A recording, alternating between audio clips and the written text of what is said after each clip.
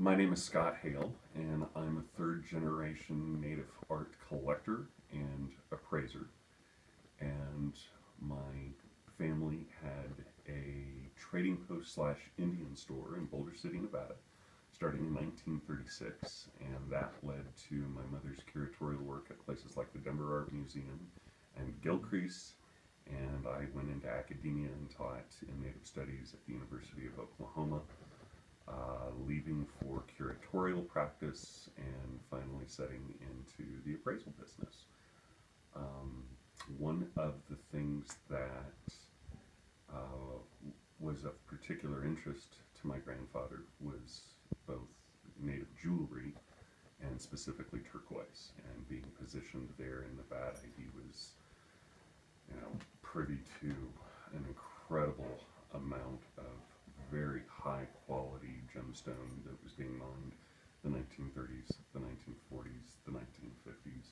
You can see we've got some examples here of pieces that were actually cut in the store. Um,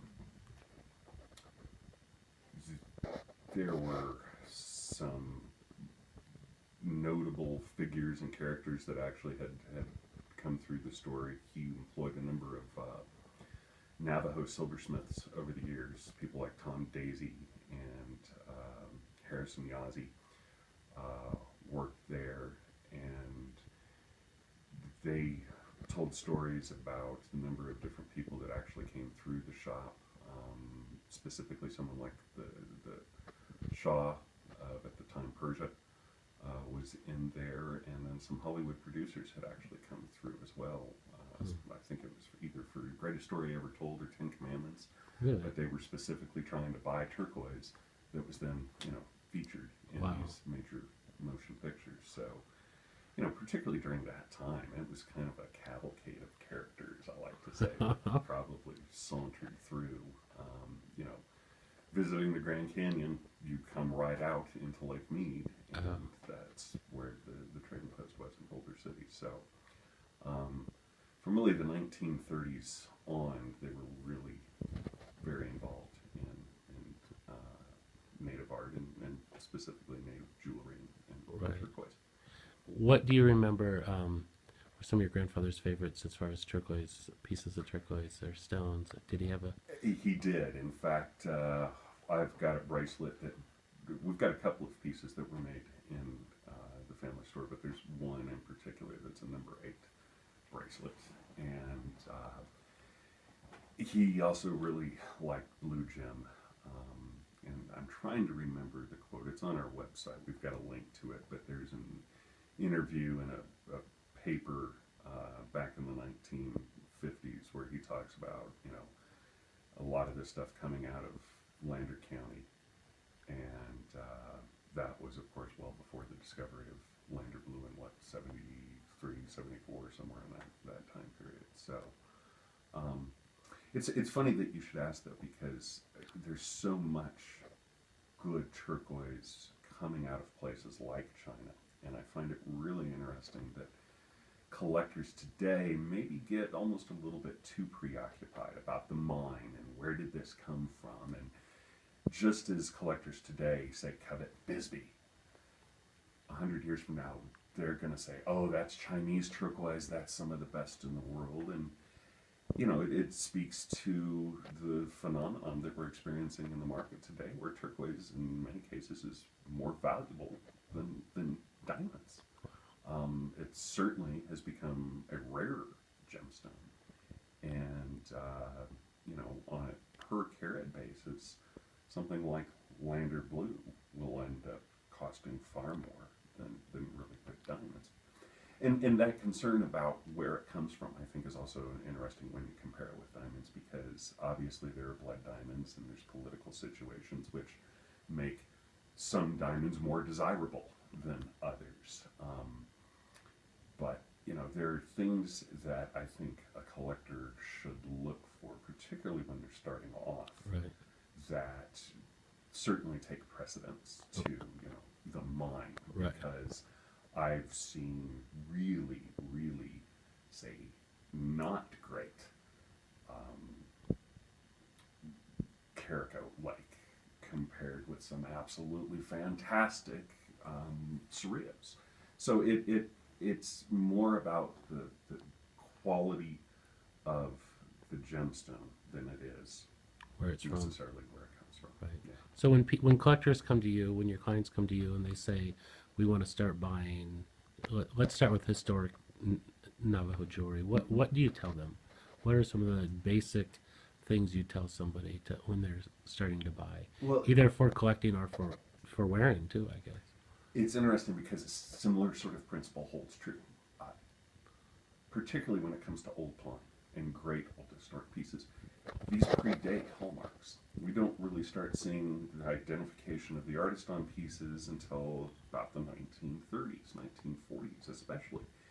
So anything older than that isn't going to have any sort of identifying mark saying, you know, this is so and so, this is so and so.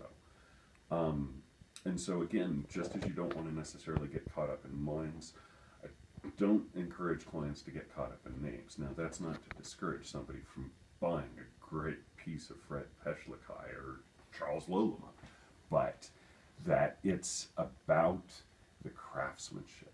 It's about the quality of the stone, the quality of the silver, how well it's put together, and the aesthetics of it that I think sort of trump those other considerations.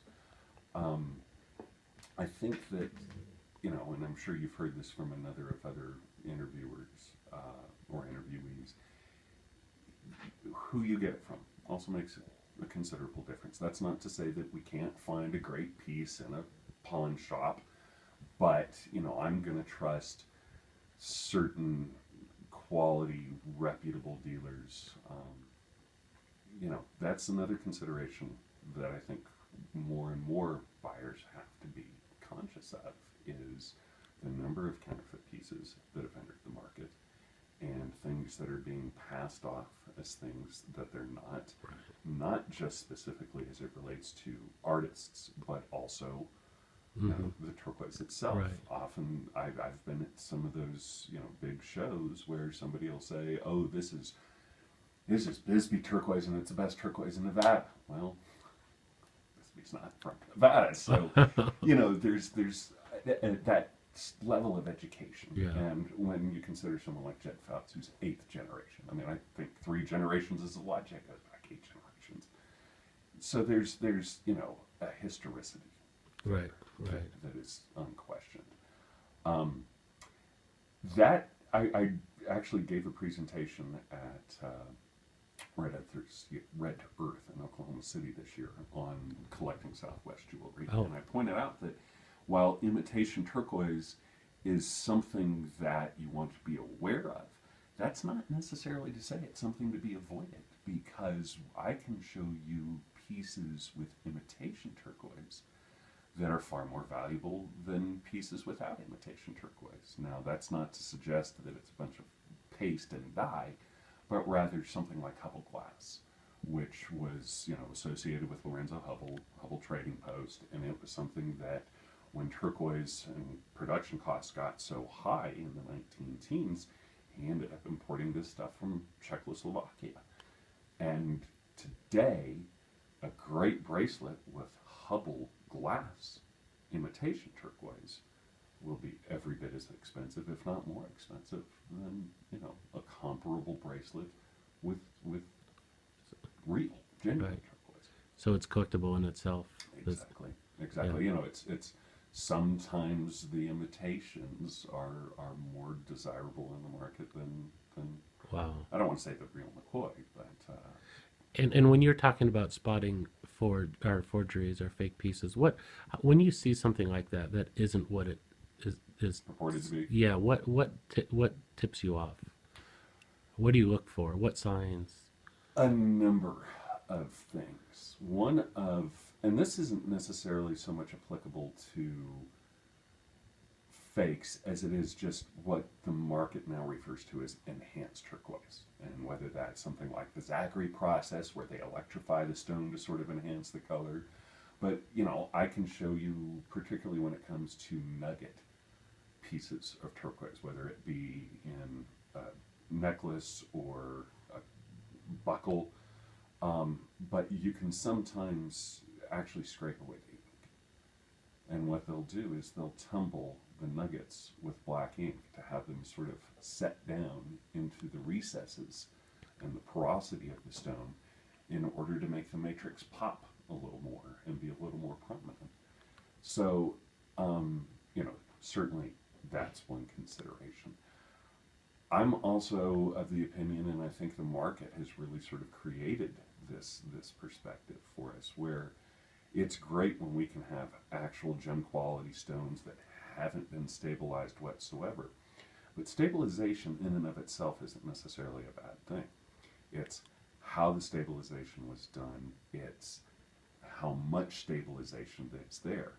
A backed stone is very, very different than a stone that's got almost an epoxy resin overall holding Right. it together. Um, Because some of it is very fragile and breaks if they try to. if they don't stabilize it, they would never be able to cut it, they'd never be able to shape it, they'd never be able to polish it. So I, you know, if that's certainly one of the questions I always have a collector ask is this stabilized? Is this treated? Is this enhanced? And depending upon the answer that you get, I don't necessarily discourage somebody And from buying something that, say, is backed, whereas if it's simply been dyed, one of the more prominent stones out there is howlite, which looks like white turquoise until it's dyed, and then it looks like turquoise. Too often, howlite will be passed off as turquoise. And that's at least a real stone. And I hate the word real, but it's at least a stone, It's a whereas paste is paste.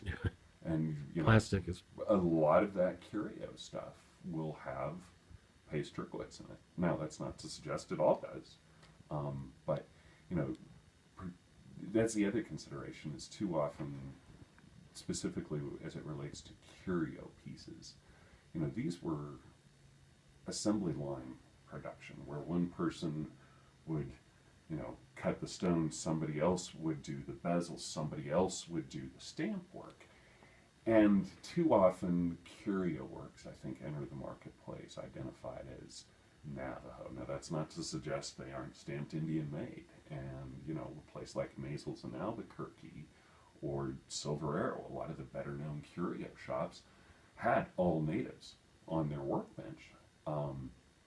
But, it would be much more appropriate to identify those pieces as Navajo / Santo Domingo / Zia / Acoma, identifying the Who else? nation of all of the artists responsible for that one piece, as opposed to, by the time it enters the marketplace, it's now being identified as Navajo. The other thing is, curio jewelry, in a lot of ways, in some certain cases, continues to this day. And I think an awful lot of the pieces from the 1950s, 1960s, 1970s are oftentimes identified as being 1920s, 1930s. I see. And how about artists? I know it's a mistake just to buy names, but who are some of the kind of reliable historic artists, and then maybe some of the contemporary ones that you enjoy, that you personally like? In terms of historic pieces, so many of them are unidentified. For instance, this is a ring I got from Jed and Jamie and Paul and the gang at Shiprock. Old Santo Domingo bead. So we know that the bead, the turquoise, the stone, is older than the ring itself. But this is probably 1940s and yet to be hallmarked. So again, there's so many pieces that won't have the identification, but in terms of, Fred Peshlikai, obviously, particularly given his lineage and going back to City John and the early Smiths,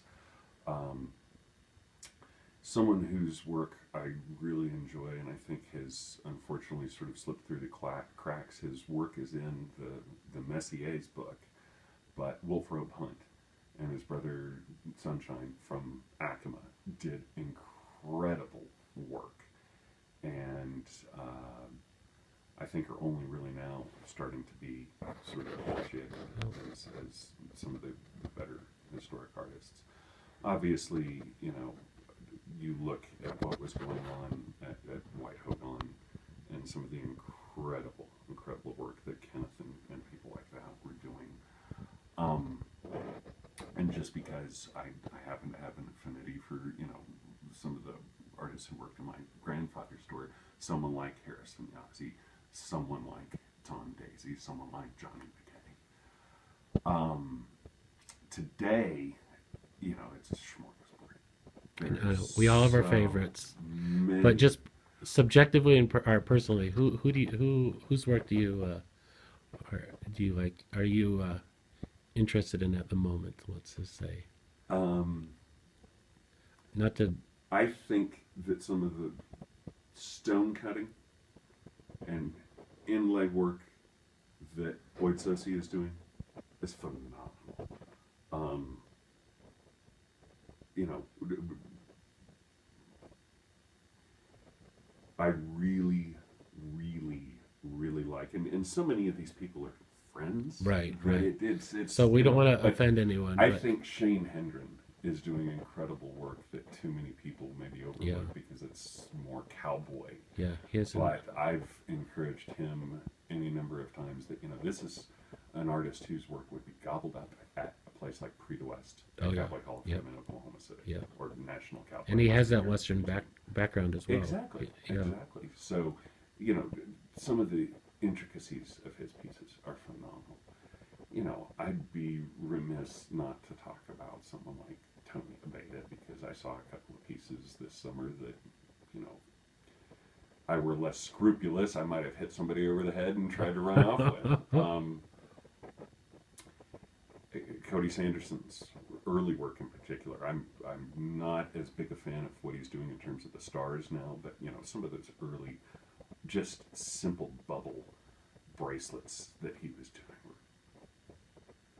you know, those are things that Swedish and Scandinavian designers, you know, are emulating. And just because I've known him for over 20 years, and he's a very good and old friend, emphasis on old Kenneth, but Kenneth Johnson, you know, Kenneth Johnson is and an Oklahoman. Correct. Well, I can remember Kenneth and I sitting on the lawn of the Creek Council House in Okmulgee, Oklahoma, during their art market that they would have in October. And, you know, the guy is very tactile, very mechanical, and so those puzzles where, you know, certain things link together and you've got to figure out a way to get them unhinged. He's fantastic at those. It's the way he thinks and that sort of spatial orientation. I'm not quite as gifted in that regard. Right. He likes to torture me every now and then by handing those things out and saying, see if you can get that undone. And, you know, 20 years later, I still haven't been able to get a single one of it right. But, you know, I could go literally on for days. I love Jennifer Medina's work. Anthony Lovato. Right. You know, it's incredible. Well, and we'll just say that any friends of Scott's, don't be offended. I asked him this without him knowing that I was going to ask him, so I caught him off guard. I should have taken a checklist and just marked him off. Right, I know you know a lot of those artists. And how about stones? What are you seeing right now as maybe some stones that are mines, or stones that are popular or that are being used more frequently than you'd seen in the past?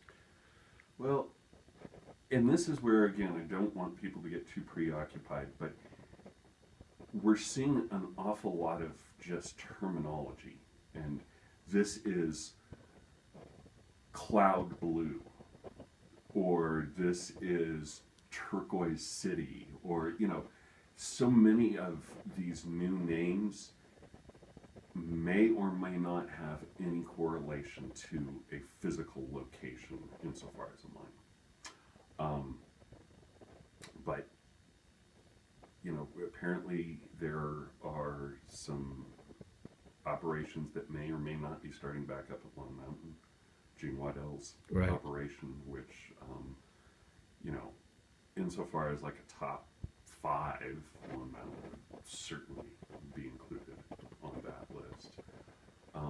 Just because it's my backyard, I am a big fan of Cerritos Turquoise and the stuff that comes out of, you know, Madrid and the Galisteo Basin. My grandfather was born and raised in Cripple Creek, Colorado. And so I often joke that, you know, turquoise was in my blood because my father comes from a turquoise mining country. My mother comes from turquoise mining family, so I didn't have a whole lot of choice in the matter. And Right.